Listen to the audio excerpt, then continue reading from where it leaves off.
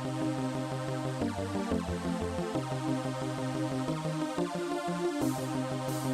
everybody, MichaelBtheGameGenie here, and today on Game Genie Review we're going to be taking a quick look at the Arcade1Up Centipede Cabinet, as well as the very necessary Glen's Retro Show Trackball mod.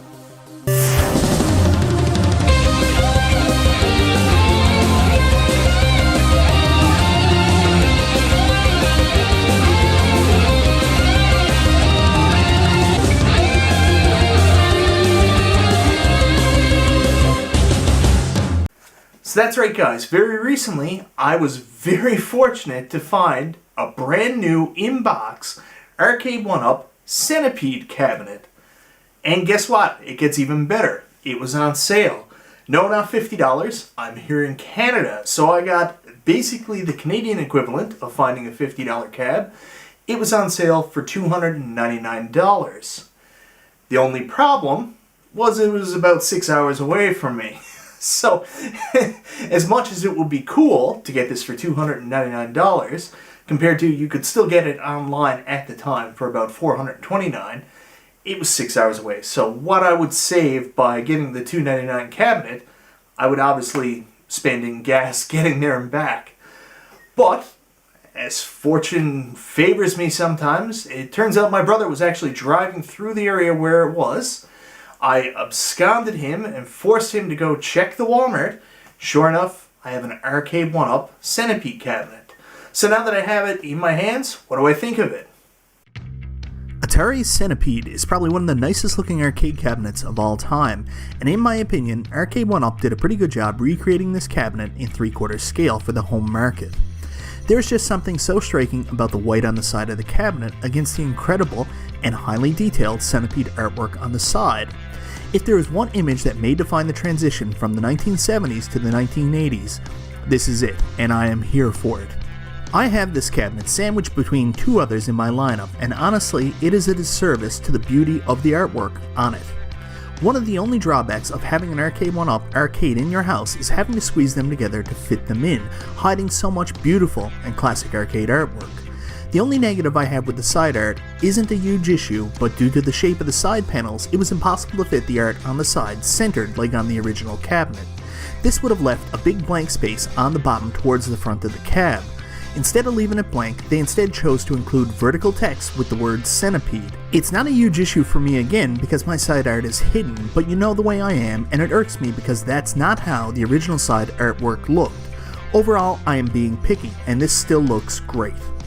This is a Wave 1 cab, so it doesn't come with all the bells and whistles we are familiar with from the latest releases. One of those, of course, is the lit marquee, which is such a shame because just like the side artwork is incredible, this marquee is beautiful and is screaming to have it be backlit. Thankfully, Centipede is one of the marquees that Arcade1Up are re-releasing from their site, lit, to retrofit older cabinets, and as we learned last night, they should be available to order before year end. It also does not come with a riser or plexiglass deck protector, so you will have to purchase those yourself after the fact. At the time of recording this footage, I hadn't received my deck protector, but thankfully a community member, Robert Mason, is sending one out to me as they were sold out on the site. That seems like a perfect segue to move on and talk about the control deck, and you are going to want to protect this one because it's beautiful. It's completely different from the artwork on the rest of the cabinet, again, and what with all the transitions you would think it makes it look too busy, but honestly, it works so well. I love the color scheme and design here. It's just so simple, yet beautiful. The other draw for me with this cab is that it features a unique controller as we move to a trackball. I do love all the different ways to play arcade games, and stuff like this trackball really differentiate the experience from playing on home consoles. I was told that the included trackball was terrible, and I would want to change it out immediately, but I have to be honest, I could still play and have a good time with it. It's not super sensitive, and you really have to work to get it to do what you want at times, but still totally usable. It will be super noticeable for those familiar playing with this in the arcade, but for casuals just looking for a fun experience at home, this will work. Last but not least is the screen, and I am excited to talk about this one. This is my first Wave 1 vertical screen, and I have to be honest, it is really good looking. On the UI screen, the names of the games and background look a little pixelated and not as sharp as I would expect, but once you get into the gameplay, it looks amazing. Honestly, I think this screen looks just as good, if not better, than the BOE monitor they are using in the Wave 3 cabinets. The Atari Centipede cabinet comes with 4 games, and honestly, what an amazing lineup, with just one issue that for anyone that has watched my Burger Time review won't be surprised by. First up is Centipede, and of course the marquee game on the cabinet. This is the main event, and I think it performs incredibly well. I will admit I bought this cabinet because of my addiction and just how great it looked, but I have become entirely smitten with Centipede, and it's currently my most played game in the arcade. It's a fixed shooter style game, but just the mechanics, the necessary twitch reflexes, and score chasing is all just so addictive, and I can lose hours to this game. Obviously, it's regarded as one of the greatest arcade games of all time, and after my short exposure to this cabinet, I can certainly see why. Missile Command is right up there with Centipede as one of the most iconic arcade games of all time, and it's crazy to think that I have arcade versions of both these games in my house that I can now play. Missile Command plays just like you would expect it to, and once you get used to the trackball and the mechanics of the game, get ready to have a blast. Literally. There's one tiny complaint, of course, and that is the screen size, as this is a horizontal game playing on a vertical monitor, and the actual screen view drops to around 13 inches.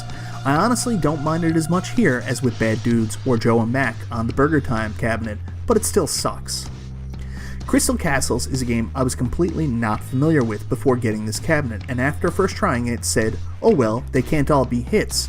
But then I came back to it, did a little bit better, and had a little more fun. And then more fun, and I just keep coming back to it. It's still my least favorite game on the cabinet, but in the cabinet of all hits, that isn't a bad thing. For those not familiar, it's a fun maze pellet collector game where the trackball makes it super interesting to play. Only drawback again is the screen size, as again, it's a horizontal game on a vertical screen. Last but not least is Millipede, and I am so pumped they included this alongside Centipede. It's the sequel to the original and changes the graphical style slightly that shows the fixed area your ship operates in, and everything just feels a little beefier. They have also included DDT capsules that you can shoot at the right time to score major points. I haven't spent a ton of time with this one yet, as I've been completely addicted to Centipede, and where the game is so similar, I'm concerned it'll throw off my Centipede timing. I know I'm weird, but that's the way my mind works. So, funny story, while I was considering whether or not I was going to drive out both ways to go pick up this Arcade1Up Centipede cabinet on sale, or whether or not I was going to possibly buy the one online that was regular price, I had been talking to some other friends online, and they all told me the exact same thing. If I was going to pick up the Arcade1Up Centipede Cab, I was going to have to change out the trackball for the Glen's Retro Show Trackball. So once I got it in my hands, I knew that was my next step. But lo and behold, I went online and could not find an available Glen's Retro Show Trackball. So then, of course, I had to do something that I'm not comfortable doing. I was going to try to reach out to Glen to see if there's any possible way he could hook me up. I hate doing stuff like that. I hate asking people for things. It's not my nature. But lo and behold, I was told I had to do it, so I was going to force myself to do it. So I open up my messenger, and I go to look up Glen to write him, and I find on my messenger already, there's a message from Glen. Apparently he had saw my social media post about me picking up the Arcade1Up Centipede Cab, and Glen, who's apparently the nicest human in the entire world, decided that it wasn't fair for me to have this cabinet and not experience it the way it should be played. So he wanted to send me a copy of his trackball, and I didn't know what to say. I asked him what he wanted in return, and the only thing he wanted in return was, he said, please give it a fair review. So that's why I'm making this video today. And Glen, thank you so much. Again, Glen is like the nicest person in the world, and I'm so excited that I actually have this trackball now. Anyways, let me show you not just how good the trackball is, but also how easy it is to install, because I'm not the kind of person that knows how to mod these things. That's not my forte, and even I found it extremely easy. Where we are taking the control panel off, you will want to make sure that the power to your cabinet is shut off. Once off, we can unscrew the 4 screws that hold the control panel down, lift the control panel up, and remove the ribbon cable that connects it to the arcade. Once you have the control panel separated, we are going to remove the 6 screws for the plastic protective cover on the bottom of the control deck to expose the area we need to be working on. Once you have the base off, you will notice that this thing has glue everywhere, and I do mean everywhere. So at this point, you're going to need to get a hairdryer and an X-Acto knife because we are going to need to heat up the glue enough to separate these parts from the control panel. Be extremely careful disconnecting the trackball cable from the encoder board, as we absolutely do not want to bend one of these pins. The trackball itself has glue everywhere, and especially down on the screws, so take your time, heat up the glue a lot before trying to unscrew the screws. Use your X-Acto knife to separate the trackball from the bottom of the control deck, or you will take a piece of it off with you when you take it off. Once everything has been removed, we put the Glen's Retro Show Trackball version 2 in place and screw in the 4 included screws. Make sure the side with the wires is facing the board the same as the trackball you removed. We then plug in the wire connector, put it back together, and then easy peasy, lemon squeezy, we are done. So if you will notice, Glen's trackball is different in appearance from the original, as it now has a white outline and the trackball appears clear. That is because once you turn on the power, it lights up. I have never been a big lit buttons guy, and always preferred my cabs to look as close to authentic as possible, but I have to say, this looks pretty cool. Awesome thing is, you don't have to do anything extra to get the light to work. Just plug your trackball in like normal, and the light just works. In terms of performance, saying it's a night and day experience isn't strong enough. I am not joking here. It feels like you are playing on 2 separate machines once you change this out. The word is precision, and with the built-in trackball you can play the game and enjoy yourself and not even know there is an issue with quality unless you are really familiar with the arcade experience. But once you use the Glen's Retro Show Trackball, you will never be able to go back to using the stock trackball. It's like the old Right Guard commercial with Hulk Hogan. Anything less is uncivilized. Simply put, Glen's trackball is faster and more precise and allows you to play games like Centipede the way they were meant to be played.